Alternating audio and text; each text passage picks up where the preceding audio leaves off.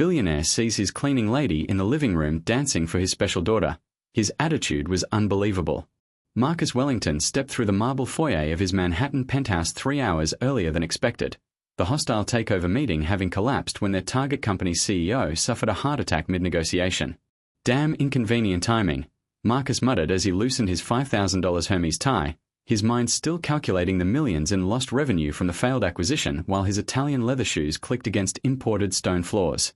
The mansion felt unusually quiet for a Thursday afternoon. His wife Victoria was supposedly at her charity luncheon, and their 7-year-old daughter Sophie should have been in her specialized therapy session with the latest behavioral specialist he'd hired to address her autism. "Mr. Wellington, you're home early," came Margaret's voice through the intercom system, surprise evident in her tone. "Shall I have Rosa prepare an early dinner?"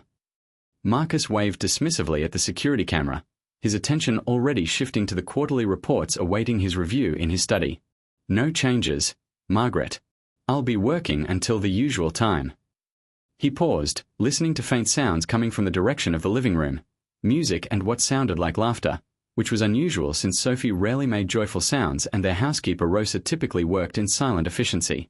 Something about the quality of the laughter made Marcus hesitate before heading upstairs, drawn by curiosity towards sounds that seemed impossibly bright and happy coming from a household where joy had become increasingly rare since Sophie's autism diagnosis 2 years earlier. Marcus moved through his penthouse with the stealth of a corporate predator, following the sound of music and laughter toward the living room where he expected to find Rosa cleaning while perhaps playing music to make her work more pleasant. What he discovered instead challenged every assumption he had made about his daughter's limitations and his housekeeper's professional boundaries.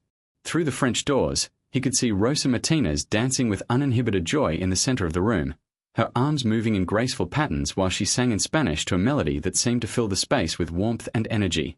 But the truly shocking sight was Sophie, his daughter who rarely made eye contact, who struggled with social interaction, who had never shown interest in music or movement, dancing alongside Rosa with more animation and happiness than Marcus had seen in her entire 7 years of life.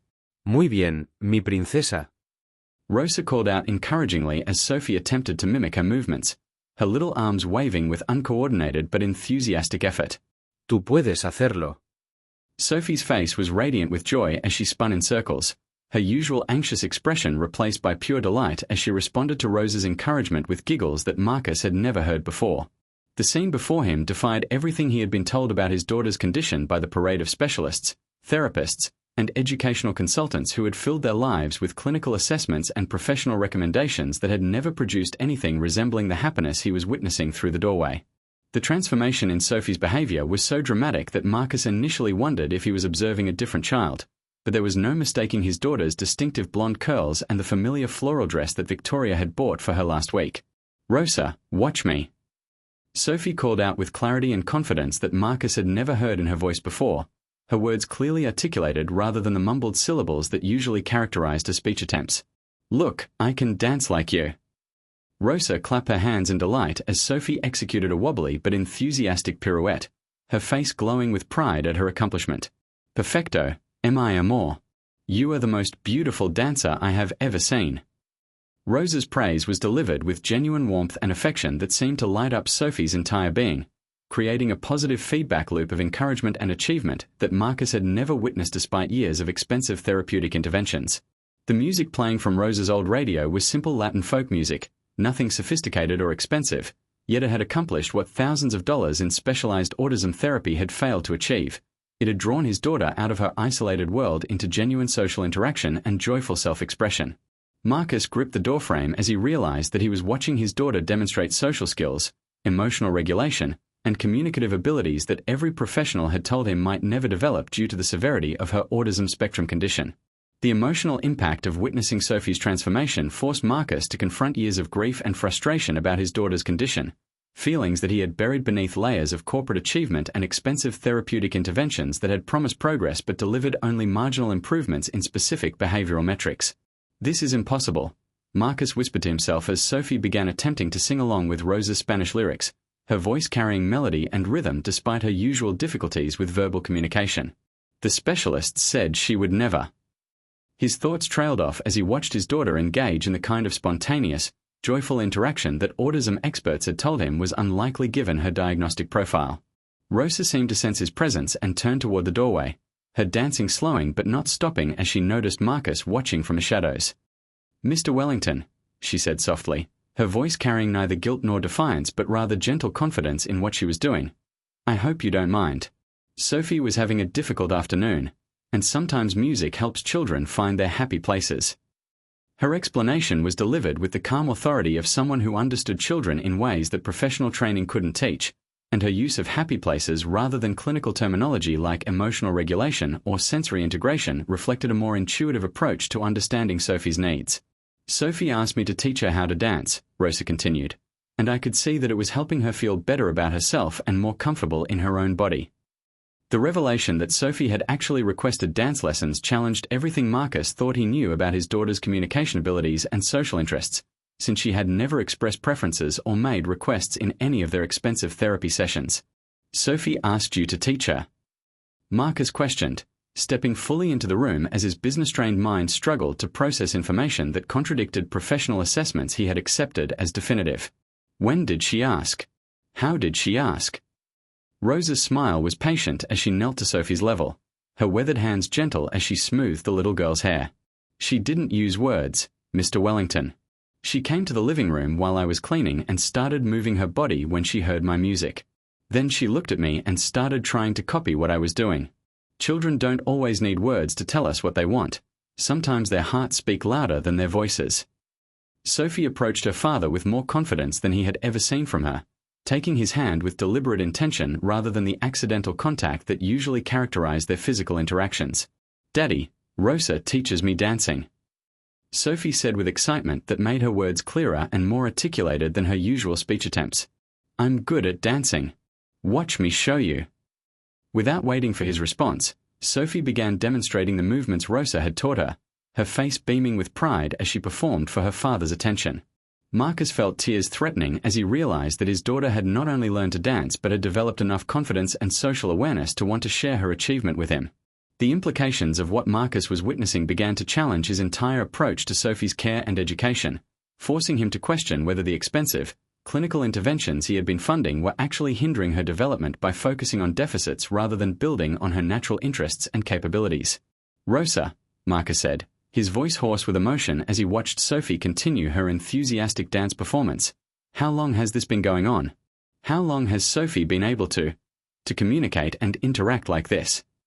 Rosa's answer would prove to be even more shocking than the scene he had discovered.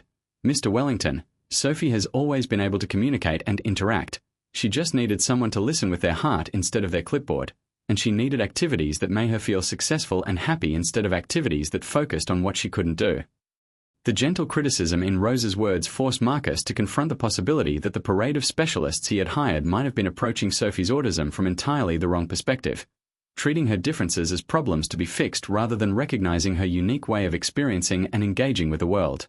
"Every day when I'm cleaning, Sophie watches me work, and I can see in her eyes that she wants to connect, she wants to share, she wants to play," Rosa continued. "The music and dancing just gave us a language we could both understand, a way for her beautiful spirit to show itself without needing to meet other people's expectations about how communication should look."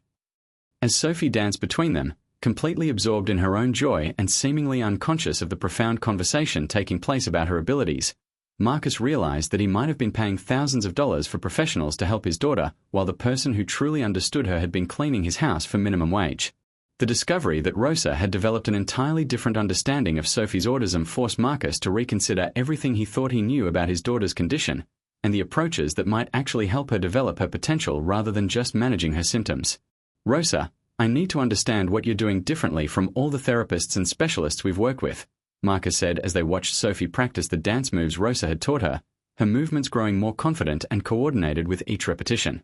The behavioral analysts focus on compliance and skill acquisition, the occupational therapists work on sensory integration, the speech pathologists target communication deficits, but none of them have produced anything like what I'm seeing right now. Rosa's explanation drew on wisdom that professional training programs rarely emphasized. "Mr. Wellington, I think sometimes we make mistakes when we try to fix children instead of first learning to love them exactly as they are.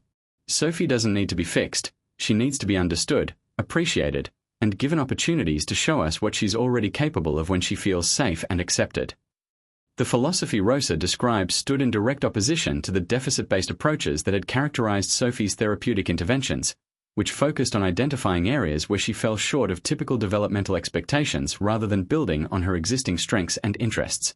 When I watch Sophie, Rosa continued, I see a little girl who experiences the world very intensely, who notices things that other people miss, who has deep feelings but hasn't found the right ways to share them yet. The dancing helps her express what's inside her heart in ways that words haven't been able to do. Her perspective reframed Sophie's autism not as a collection of deficits requiring correction, but as a different way of being human that deserved respect and accommodation rather than aggressive intervention. The evidence of Rosa's success with Sophie became even more apparent as Marcus observed their interaction over the following days, noting improvements in his daughter's communication, social engagement, and emotional regulation that exceeded anything achieved through expensive professional interventions. Sophie, show your daddy what we learned today, Rosa would say during their daily dance sessions, and Sophie would eagerly demonstrate new movements while maintaining eye contact and verbal communication that had been virtually absent in her interactions with certified therapists. I can do the spinning dance now, Daddy, Sophie would announce proudly, her articulation clear and her social intention obvious as she sought approval and shared attention from her father. The transformation extended beyond their dance sessions to encompass Sophie's overall behavior throughout the day, as she seemed more relaxed, more communicative, and more interested in social interaction with both Rosa and Marcus. Mr. Wellington, Rosa observed during one of their conversations, have you noticed that Sophie's behaviors that used to worry you, the repetitive movements, the difficulty with transitions, the sensory sensitivities, become much less problematic when she's engaged in activities that interest her and make her feel successful? Her insight forced Marcus to recognize that many of Sophie's challenging behaviors might be responses to environments and expectations that didn't accommodate her natural learning style and sensory needs, rather than symptoms of an inherent disorder requiring medical intervention. The educational implications of Rosa's approach became clear when Marcus realized that his daughter was learning complex skills through methods that bore no resemblance to the structured, data-driven interventions that autism professionals had recommended for her development. Rosa, Sophie is learning choreography, rhythm, spatial awareness, and social interaction through your dance sessions, Marcus observed. But she struggles to learn simple tasks when therapists use their specialized techniques. How do you explain that difference? Rosa's answer challenged fundamental assumptions about how autistic children learn and develop. Mr. Wellington, Sophie learns best when she's enjoying what she's doing, when she feels successful, when she's moving her body, and when she's connecting with someone who believes in her capabilities. Most therapy feels like work to her, like being tested or judged, so her mind closes down and she can't show what she's really capable of learning. The contrast between Rosa's joy-based approach and the clinical intervention Sophie had received highlighted how therapeutic methods that worked for neurotypical children might actually impede learning for children whose brains processed information differently. Children like Sophie are very smart, Rosa continued, but they're smart in ways that don't always show up on tests or in artificial learning situations. When we create environments where they can learn naturally, through play and exploration and genuine relationship, they can surprise us with abilities that nobody expected them to have. Her philosophy suggested that Sophie's apparent developmental delays might be more about mismatched teaching methods than actual learning limitations. The family transformation that began with Marcus's discovery of Rosa's dance sessions with Sophie extended to fundamental changes in how their household approached autism, shifting from clinical management of symptoms to celebration of Sophie's unique perspective and capabilities. Victoria, you need to see what Rosa has been doing with Sophie, Marcus told his wife when she returned from her charity luncheon, leading her to the living room where their daughter was practicing the dance routine she had learned that afternoon. Victoria's reaction mirrored Marcus's initial shock as she watched Sophie demonstrate coordination, communication, and joy that had been absent from their home for years despite intensive therapeutic interventions. How is this possible? Victoria whispered, tears streaming down her face as Sophie performed a complex sequence of movements while singing along to Rosa's Spanish music. The developmental pediatrician said she might never develop this kind of motor planning or social engagement. Rosa's gentle response helped both parents understand that their previous approach to Sophie's autism might have been limiting rather than helping her development. Mrs. Wellington, Sophie has always had these abilities inside her, she just needed the right key to unlock them. For some children, that key is traditional therapy. For Sophie, the key seems to be music, movement, and relationships that focus on joy rather than correction. The transformation in Sophie's behavior provided concrete evidence that Rosa's intuitive approach was accessing capabilities that clinical interventions had failed to reach, forcing both parents to reconsider their assumptions about their daughter's potential and the methods that might best support her continued growth. The professional consultation that Marcus arranged with Dr. Sarah Chen, a developmental pediatrician who specialized in innovative autism interventions, provided medical validation for Rosa's methods while challenging conventional approaches to autism treatment that focus primarily on behavioral modification rather than natural development. Mr. Wellington, what I'm observing in Sophie represents exactly the kind of breakthrough that we hope to achieve through therapeutic intervention, but it's been accomplished through methods that aren't typically part of standard autism treatment protocols, Dr. Chen admitted after spending several hours observing Sophie's interactions with Rosa. The improvements in her communication, social engagement, motor planning, and emotional regulation are remarkable, and they seem to be generalizing to other areas of her life rather than remaining limited to the specific context where they were learned. The medical assessment confirmed that Sophie's gains were genuine and significant rather than temporary improvements that might disappear when the novelty wore off. What's particularly impressive, Dr. Chen continued, is that Sophie seems to have developed intrinsic motivation for social interaction and communication, which is often the most difficult aspect of autism intervention. Most therapy programs focus on teaching specific skills, but Rosa has somehow helped Sophie discover that connecting with other people can be enjoyable and rewarding. The professional validation of Rosa's methods provided Marcus with confidence that his daughter's progress was meaningful and sustainable rather than just a temporary response to novel stimulation. The broader implications of Rosa's success with Sophie began to influence Marcus's understanding of autism and developmental differences in ways that extended beyond their family to encompass his approach to hiring, workplace accommodation, and social responsibility. Rosa has shown me that what we call disabilities might sometimes be differences that require different approaches rather than problems that need to be fixed, Marcus reflected during a conversation with his business partner about their company's employment practices. Sophie isn't broken or deficient, she just experiences and processes the world differently than neurotypical children, and when we accommodate those differences, she can demonstrate remarkable capabilities that traditional approaches never revealed. The insight led Marcus to establish workplace inclusion programs for employees with autism and other developmental differences, recognizing that neurodivergent individuals might bring unique perspectives and abilities to business environments that were designed to accommodate different learning and communication styles.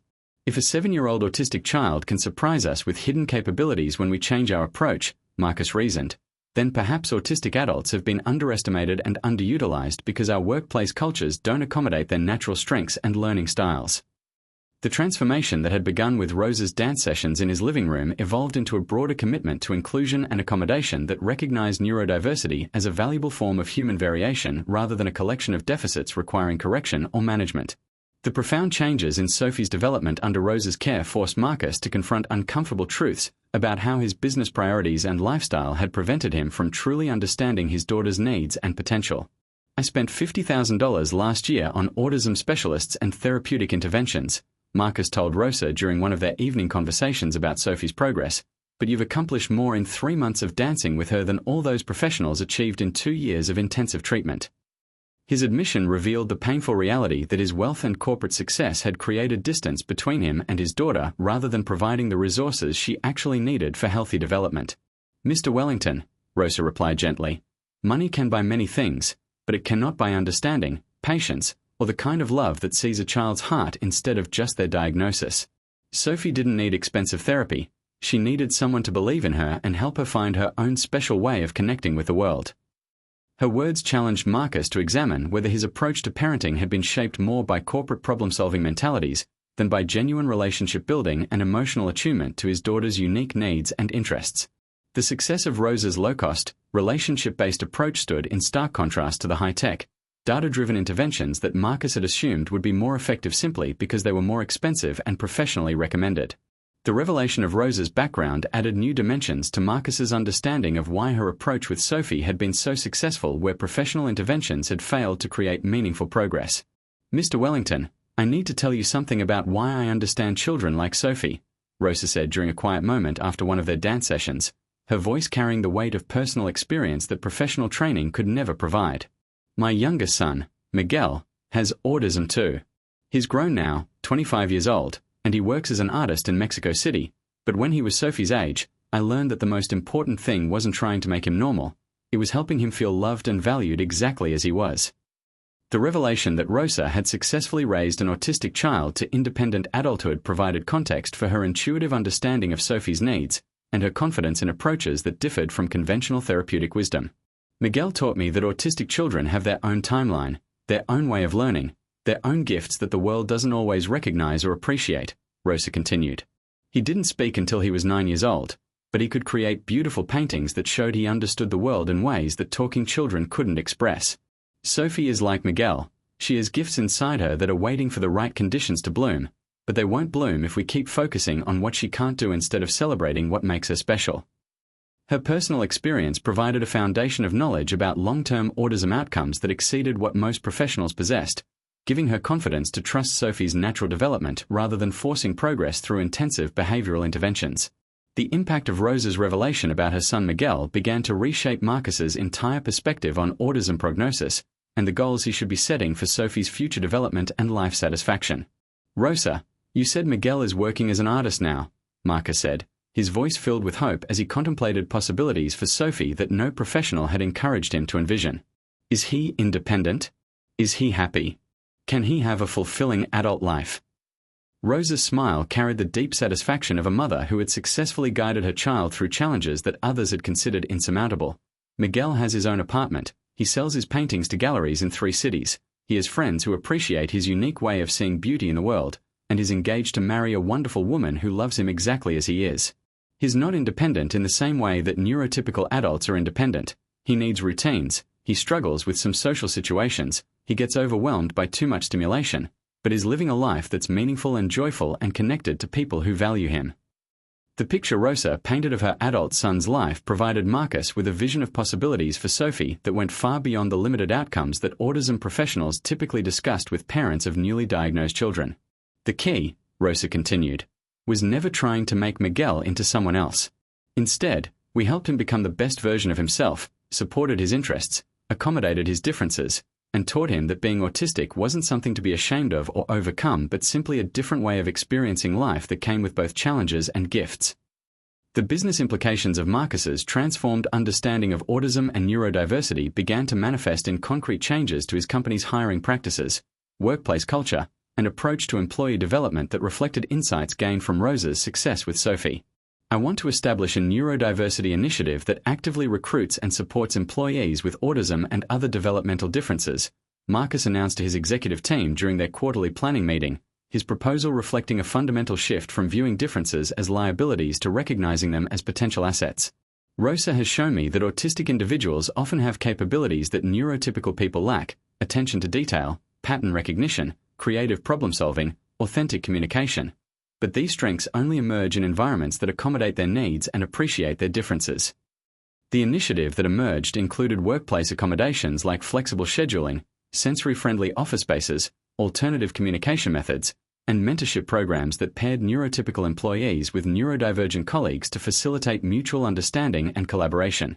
"Marcus, this is going to require significant investment in training, accommodation, and support systems," warned CFO Jennifer Martinez, concerned about the financial implications of comprehensive workplace inclusion programs. "Jennifer, I've learned that the most valuable investments are often the ones that can't be measured in quarterly returns," Marcus replied, his response reflecting how his relationship with Sophie had changed his priorities from pure profit maximization to sustainable value creation that considered human welfare alongside financial performance. The media attention that Marcus's neurodiversity initiative attracted led to speaking opportunities and consulting requests that position him as a business leader whose personal experience with autism had influenced innovative approaches to corporate inclusion and social responsibility. "What my daughter Sophie and our housekeeper Rosa have taught me," Marcus told a conference of business leaders interested in disability inclusion, "is that neurodivergent individuals aren't problems to be solved or charity cases to be helped. They're people with unique perspectives and capabilities who can contribute significantly to business success when we create environments that support their natural strengths." His presentation included video footage of Sophie's dance sessions with Rosa, demonstrating how appropriate support and understanding could unlock potential that traditional approaches had failed to recognize or develop. "The same principles that helped my daughter thrive, accepting differences, building on strengths, creating supportive environments, focusing on joy and connection rather than deficit correction, can transform how businesses approach neurodivergent employees and customers," Marcus continued. The response from business audiences was overwhelmingly positive, with many companies requesting consultation about implementing similar neurodiversity programs in their own organizations. Rosa, who had initially been reluctant to appear in public presentations about autism and inclusion, eventually agreed to share her story and insights with other families and professionals who were seeking alternatives to conventional therapeutic approaches that hadn't been successful for their children or clients. The long-term vision that emerged from Marcus's transformation encompassed not just individual business changes but broader social advocacy for autism acceptance and accommodation that challenged societal assumptions about disability, productivity, and human value. What Rosa showed me through her work with Sophie, Marcus reflected during an interview with Harvard Business Review about corporate social responsibility, is that our society often wastes human potential by focusing on what people can't do rather than creating opportunities for them to demonstrate what they can contribute when given appropriate support and understanding. His advocacy work included funding research into strength-based autism interventions, supporting legislation for workplace accommodation and educational inclusion, and establishing foundation programs that provided resources for families seeking alternatives to deficit-focused therapeutic approaches. Sophie herself, now thriving in her elementary school's inclusion program where her unique perspectives and abilities were valued alongside her ongoing challenges, became an informal spokesperson for autism acceptance through her confident participation in community events and school presentations about neurodiversity. Sophie teaches other kids that being different doesn't mean being less than, Marcus observed, and she's learned to advocate for herself and explain her needs in ways that help other people understand how to support her success. The transformation that had begun with Rosa's simple act of dancing with an autistic child had evolved into a movement that challenged fundamental assumptions about disability, human potential, and the responsibility of businesses and communities to create inclusive environments where all individuals could thrive according to their unique capabilities and contributions. The evolution of Sophie's abilities under Rosa's guidance continued to exceed every prediction that autism professionals had made about her developmental trajectory, challenging conventional wisdom about the limitations and possibilities associated with autism spectrum conditions. "Mr. Wellington, watch what Sophie can do now," Rosa said proudly as she demonstrated the complex dance routines that Sophie had mastered over 6 months of daily practice sessions in the living room. Sophie's movements had progressed from simple swaying and arm gestures to sophisticated choreography that required memory, coordination, rhythm, and spatial awareness that her initial diagnostic assessments had suggested would be impossible for her to develop. "Rosa, I can teach Daddy the new dance we learned," Sophie announced with enthusiasm and clarity that would have been unimaginable during her pre-diagnosis years when communication attempts were limited to single words and frustrated gestures. The transformation encompassed not just dance abilities but generalized improvements in communication, social interaction, emotional regulation, and academic learning that were transferring to other areas of Sophie's life in ways that validated Rosa's holistic approach to supporting autistic children's development. Sophie is now participating successfully in general education classes with minimal support, reported her school's inclusion coordinator, and she's actually helping other students with mathematical concepts that seem to come naturally to her pattern recognition abilities. The social development that emerged through Sophie's dance sessions with Rosa created opportunities for peer relationships and community inclusion that had previously seemed unlikely given her diagnosis and initial social challenges. "Can my friends come watch me dance?" Sophie asked Marcus one afternoon, her question demonstrating social awareness and desire for peer approval that autism experts had told him might never develop due to her condition's impact on social motivation and interaction skills. "Of course, sweetheart," Marcus replied, amazed by his daughter's growing confidence and social initiative. "Which friends would you like to invite?" Sophie's answer revealed the extent of her social development. "Emma from my class, and Michael who sits next to me at lunch, and Sarah from dance class at school. They all think my dancing is really good, and Rosa says I can teach them some of the moves we learned." The birthday party that Marcus organized to showcase Sophie's dance abilities became a celebration not just of her specific skills but of her overall growth into a confident, socially engaged child who could share her interests and connect meaningfully with peers. "Sophie has become one of the most popular kids in her class," her teacher told Marcus during parent conferences, not despite her autism but because of the unique perspectives and authentic enthusiasm she brings to everything she does. Her classmates have learned to appreciate differences, and Sophie has learned to advocate for her needs while contributing her strengths to group activities and collaborative learning projects. The academic implications of Sophie's transformation under Rosa's care became evident as her improved emotional regulation, social confidence, and communication skills transferred to classroom learning environments where she began demonstrating intellectual abilities that had been masked by her initial autism-related challenges. "Sophie's mathematical reasoning is exceptional," reported Dr. Patricia Williams, the educational psychologist who conducted updated assessments of Sophie's cognitive and academic functioning. Her pattern recognition abilities, attention to detail, and logical thinking skills are actually superior to most of her neurotypical peers, suggesting that her autism includes intellectual gifts that weren't apparent when she was struggling with communication and social anxiety. The revelation that Sophie possessed superior academic abilities in certain areas forced Marcus to reconsider assumptions about autism and intelligence that had shaped his initial response to her diagnosis. We often make the mistake of assuming that communication challenges indicate intellectual limitations, Dr. Williams continued, but Sophie's case demonstrates that autistic children may have rich inner lives and complex thinking abilities that aren't reflected in their ability to express themselves through conventional channels. Rose's dance therapy appears to have provided Sophie with alternative ways to communicate and connect that have unleashed cognitive potential that was always present but previously inaccessible. The academic success that followed Sophie's emotional and social development validated Rose's insistence that addressing children's fundamental need for joy, acceptance, and authentic relationship was more important than drilling specific skills through behaviorist interventions. The creative abilities that emerged as Sophie gained confidence and communication skills revealed artistic talents that added new dimensions to her identity beyond the autism diagnosis that had initially defined how others perceived her potential and possibilities. "Daddy, I want to make up my own dances now," Sophie announced during one of their evening practice sessions, her declaration representing a leap from learning choreography to creating original artistic expressions. "Rosa taught me how the music talks to my body, and now I can hear what it's saying and make up new ways to answer." The creative dances that Sophie developed demonstrated not just technical skill but artistic vision and emotional expression that reflected her unique perspective and inner life. Sophie's original choreography shows sophisticated understanding of music, rhythm, and movement that many professional dancers never develop, observed Maria Santos, the dance instructor at Sophie's school who had begun incorporating Sophie's creative contributions into student recitals and performances. Her autism seems to give her a different way of experiencing music and movement that produces innovations and artistic insights that neurotypical students rarely achieve. The recognition of Sophie's artistic abilities provided her with positive identity and social status that went beyond accommodation or inclusion to actual appreciation of her unique contributions to school and community cultural activities. The family relationships that had been strained by autism diagnosis and intervention stress began to heal as Sophie's development under Rose's guidance created opportunities for genuine connection and shared joy that had been missing from their household for years. "Sophie, will you teach me some of your dance moves?" Victoria asked her daughter one evening, her request representing a fundamental shift from focusing on Sophie's deficits to celebrating her strengths and seeking ways to connect through activities that Sophie enjoyed and excelled at. "Yes, Mommy. But you have to listen to the music with your heart like Rosa taught me," Sophie replied, her instruction revealing the philosophical understanding she had absorbed from Rose's approach to movement and expression.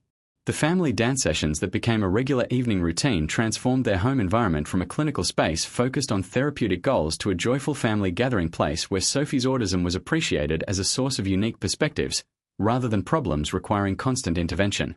"I never realized how much joy we had lost in our focus on fixing Sophie's autism," Marcus reflected during a quiet conversation with Victoria, "but now that she's happy and confident, our whole family is happier and more connected than we've been since before her diagnosis." Rosa didn't just help Sophie, she helped us remember how to be a family that celebrates each other's differences rather than just managing each other's challenges. The long-term vision for Sophie's future that emerged from her transformation under Rosa's guidance encompassed possibilities that had seemed unattainable when her development was viewed primarily through the lens of autism deficits and limitations. "I want to be a dance teacher like Rosa when I grow up," Sophie told Marcus one day, her career aspiration representing confidence in her own abilities and desire to share her gifts with other children who might benefit from the kind of understanding and support she had received. "I want to help other kids who are different like me learn that they can do special things too, and that being different can be good instead of sad." Her vision of using her own experiences to help other children demonstrated the empathy, social awareness, and sense of purpose that autism professionals had suggested might be difficult for her to develop given her diagnostic profile. Marcus realized that Rosa's influence had given Sophie not just specific skills and abilities but also a positive identity and sense of personal mission that could guide her development throughout adolescence and adulthood. "Sophie has learned that her autism is just one part of who she is," Marcus observed, "and that she can use both her challenges and her strengths to contribute something valuable to the world. That's a lesson that many neurotypical adults never learn, and it's a foundation that will serve her well regardless of what specific path her life takes."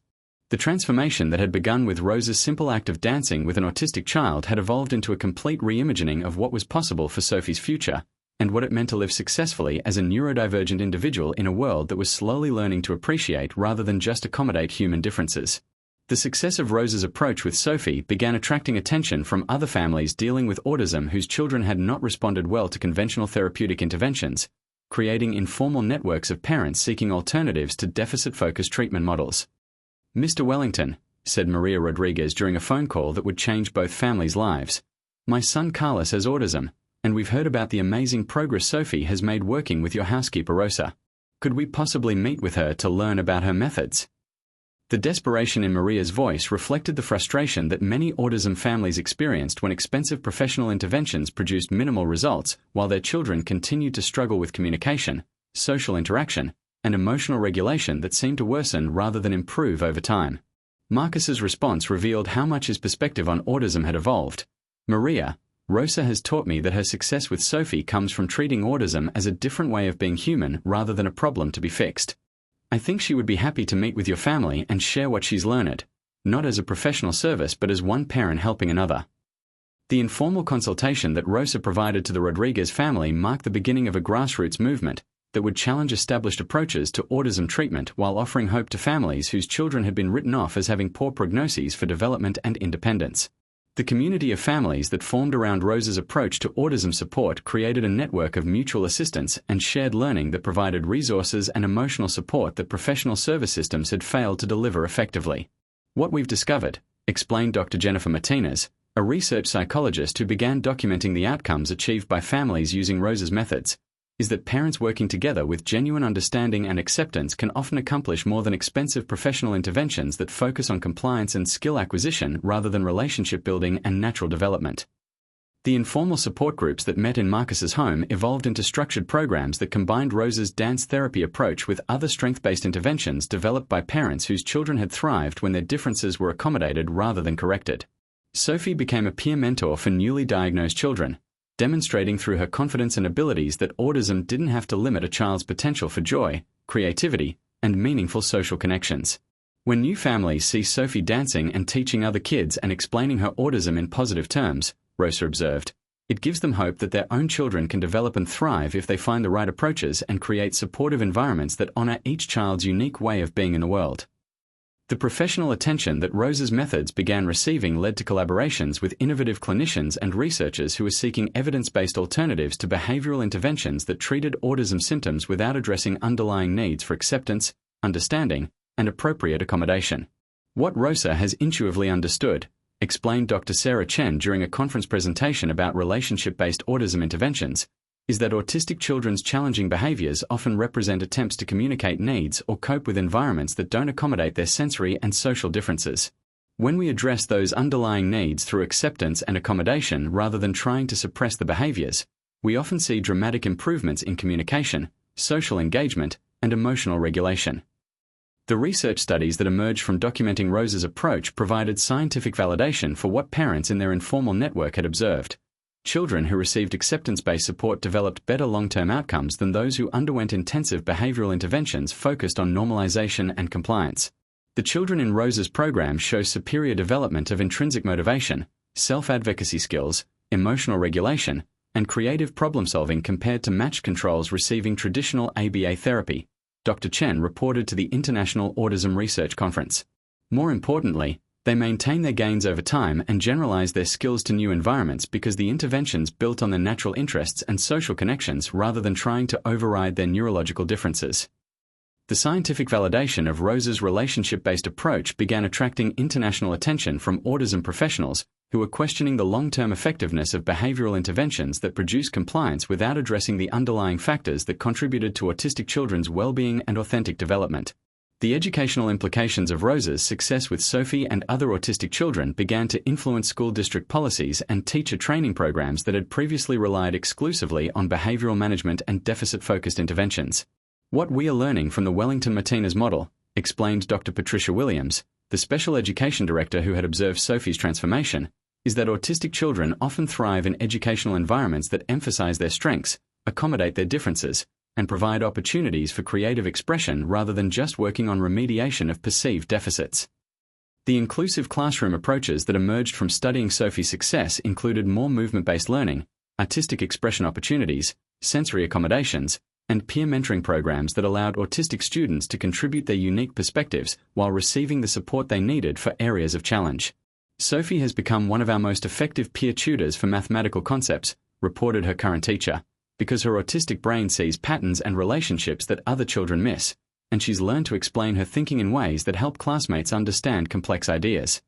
The recognition of autistic students as potential resources rather than just service recipients represented a fundamental shift in special education philosophy that honored neurodiversity while maintaining appropriate support and accommodation for individual needs. The business world began to take notice of Marcus's neurodiversity initiatives, as his company's success with autistic employees demonstrated that inclusion could produce competitive advantages rather than just social benefits.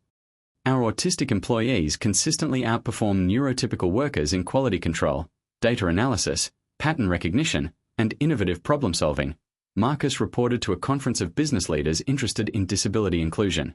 They bring perspectives and capabilities that we didn't know we were missing, and they've improved our products and services in ways that have generated significant revenue increases. The success stories from Marcus's company included an autistic software engineer whose attention to detail had identified security vulnerabilities that cybersecurity experts had missed, an autistic quality control specialist whose pattern recognition abilities had prevented millions of dollars in product recalls, and an autistic customer service representative whose honest, direct communication style had actually increased customer satisfaction ratings. What Rosa taught me about accommodating Sophie's differences has translated directly into creating workplace environments where autistic employees can demonstrate their capabilities rather than struggle to mask their differences, Marcus explained. When we provide appropriate support and accommodation, neurodivergent employees often exceed expectations rather than just meeting basic job requirements. The business case for neurodiversity inclusion that emerged from Marcus's company's success began influencing hiring practices throughout their industry and beyond. The global recognition of Rosa's approach to autism support culminated in invitations to share her methods with international audiences of parents, professionals, and policymakers who were seeking alternatives to intervention models that had failed to produce meaningful improvements in autistic children's quality of life and long-term outcomes. What I learned from my son Miguel and from Sophie and from all the children I have worked with, Rosa told a United Nations Conference on Disability Rights, is that autism is not a tragedy or a problem to be solved. It is a different way of being human that comes with both challenges and gifts. When we focus on the gifts and provide support for the challenges, autistic children can live full, meaningful, connected lives that contribute something valuable to their communities. Her presentation included video footage of Sophie's dance performances, Miguel's artwork, and testimonials from families whose children had thrived under acceptance-based approaches that honored their neurodivergent ways of thinking and being. The most important thing I can tell other parents and professionals, Rosa continued, is that autistic children know when they are loved and accepted for who they are, and they know when they are being pressured to become someone else. Love and acceptance unlock potential that force and pressure cannot reach. The standing ovation that followed Rosa's presentation reflected international recognition that her intuitive understanding of autism had contributed something essential to global conversations about neurodiversity, human rights, and the meaning of successful intervention. The legacy of transformation that began with Rosa's simple act of dancing with Sophie continued to expand as former participants in her programs became advocates, professionals, and community leaders who carried forward the principles of acceptance, accommodation, and strength-based support that had changed their own lives and families. What Rosa gave us wasn't just a method for helping autistic children, reflected Dr. Martinez during a retrospective conference 5 years after Sophie's initial breakthrough. She gave us a completely different way of understanding human differences and the conditions that allow all children to thrive according to their own unique potential. Sophie herself, now a confident teenager who balanced mainstream academic achievement with continued development of her artistic abilities, had become a spokesperson for autism acceptance and self-advocacy who helped other young people understand that their differences could be sources of strength rather than shame. Rosa taught me that being autistic means my brain works differently, not wrongly, Sophie told audiences of parents and professionals. And when people understand and accommodate those differences instead of trying to fix them, amazing things become possible. The Marcus Wellington Foundation for Neurodiversity Acceptance, funded by the business success that his inclusive practices had generated, provided resources for families, schools, and communities seeking to implement acceptance-based approaches to autism and other developmental differences. Rosa, now recognized internationally as a pioneer in relationship-based autism intervention, continued to work directly with families while training other practitioners in methods that honored autistic children's inherent worth while supporting their development according to their own natural timelines and interests. The dancing was never really about the dancing. Rosa would tell new families beginning their journey with acceptance-based approaches. It was about creating a space where Sophie could feel successful, valued, and connected to someone who believed in her potential. Every child needs that space, and every child deserves to have their differences celebrated as part of the beautiful diversity that makes our world more interesting, more creative, and more loving.